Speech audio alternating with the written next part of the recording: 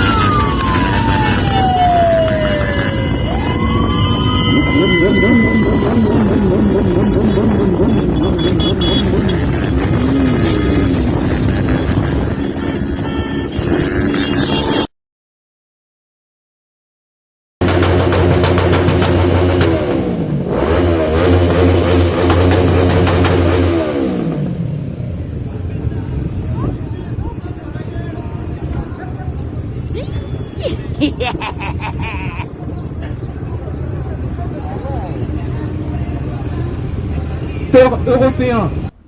L'étude relève que sur à peu près 1000 accidents étudiés dans 5 régions test de France, d'Allemagne, d'Italie, des Pays-Bas, d'Espagne, c'est moins de 0,3% d'entre eux qui sont liés à une défaillance technique, le plus souvent des pneus usés. DEKRA nous balance 0,8%. C'est quand même pas la même chose. Hein?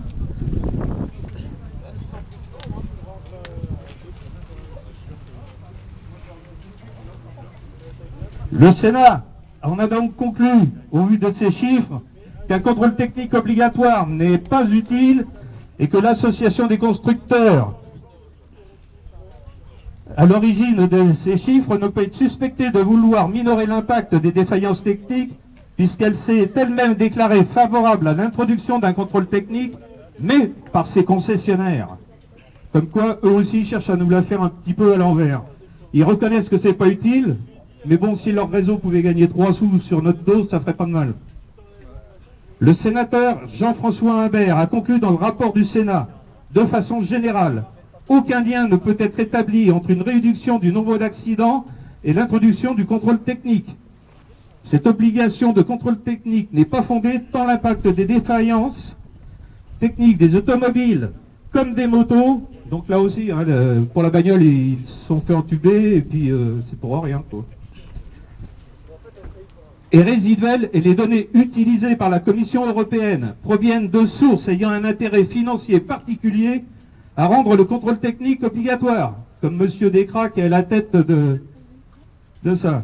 Voilà une belle dénonciation officielle des méthodes DEKRA quant à l'objectivité de son rapport pour ponctionner les motards français. Si après ça, il reste encore quelques pigeons pro-contrôle technique. Voilà une autre conclusion, cette fois par l'Observatoire national interministériel de la sécurité routière, qui indique « Le contrôle technique périodique n'a aucun effet sur la sécurité routière. Il n'apparaît donc pas opportun d'étendre la mesure aux motos. » Donc, encore une source officielle. Hein. Voilà toutes ces sources officielles allant dans le même sens que notre analyse. Le contrôle technique n'importe donc rien en termes de sécurité routière, et ça démontre que nous avons quelques neurones, que nous sommes assez responsables pour bien comprendre qu'on cherche tout bonnement à nous arnaquer. Pour preuve, l'Allemagne et l'Italie ont introduit un contrôle technique pour les 2 roues motorisées, et le nombre d'accidents a augmenté. Alors qu'en France, sans contrôle technique, ils sont en baisse constante. Cherchez l'erreur. On ne veut pas du contrôle technique périodique, alors ils essaient de nous le refiler d'abord à la revente. Là aussi, grosse arnaque. Qui n'a pas une connaissance qui s'est fait avoir en achetant un véhicule malgré un contrôle technique encourageant? Rappelons que dans le domaine des transactions entre particuliers, il existe déjà la garantie légale des vices cachés pour protéger les acquéreurs. Quant aux professionnels, leur responsabilité est systématiquement engagée avec leur obligation de résultat. Donc dans les 2 cas, c'est inutile, c'est de la poudre aux yeux. Malgré toutes ces raisons objectives et officielles confirmant l'inutilité du contrôle technique, où en est-on en 2021? Renforçons un peu, on y arrive. Hein.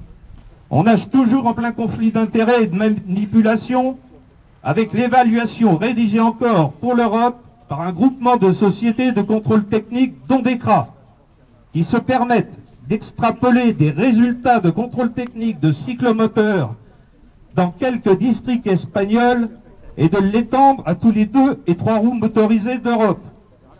Comme si un 50 et un 1300, c'était le même souci.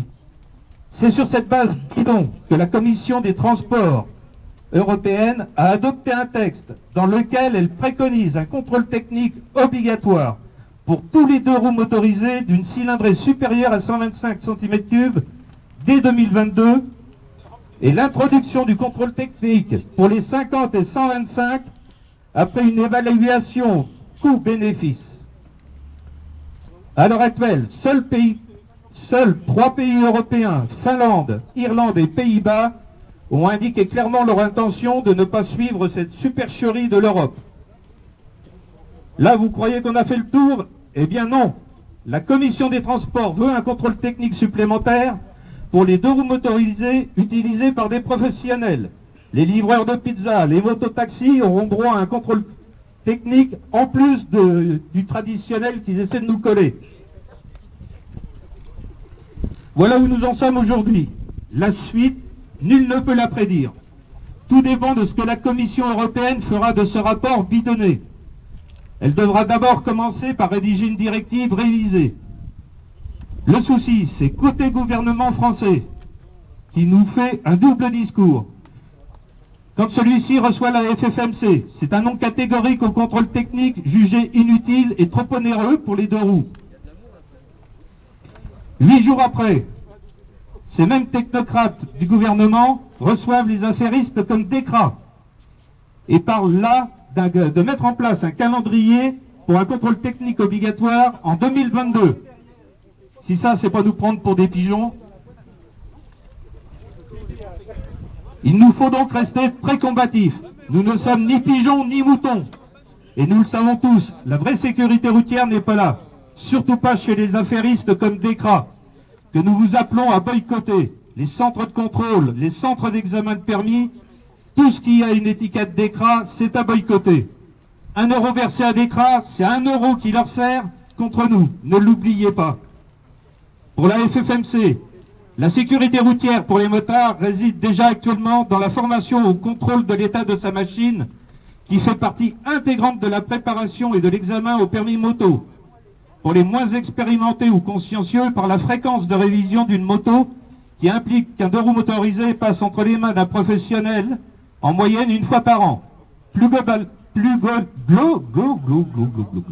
Globalement, c'est essentiellement dans l'entretien des routes, dans des infrastructures et aménagements sécurisés, dans la suppression des trop nombreux obstacles latéraux, et enfin et surtout dans le partage respectueux de la route entre tous les usagers, que se trouvent les sources efficaces pour une sécurité routière pour les usagers et surtout pour nous en deux roues motorisées.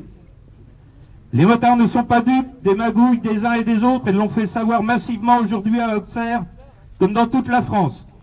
Et ils se battront jusqu'au bout, y compris dans les urnes aux prochaines élections. Merci à tous de votre mobilisation, de votre écoute. Certains ont fait beaucoup de chemin et on les en remercie. Le temps n'a quand même pas été trop défavorable. On est nombreux, on est environ 250 motos, sauf erreur au dernier comptage. C'est super d'avoir eu une pareille mobilisation avec les règles Covid qu'on en effrayé plus d'un. On a eu beaucoup de demandes de gens qui n'osaient pas venir. Visiblement, ils ne se sont pas décidés parce qu'on pouvait mobiliser au moins le double. Mais en tout cas, pour ceux qui sont là, un grand merci.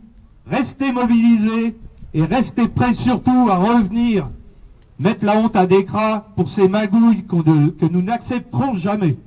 Merci à tous et bon retour.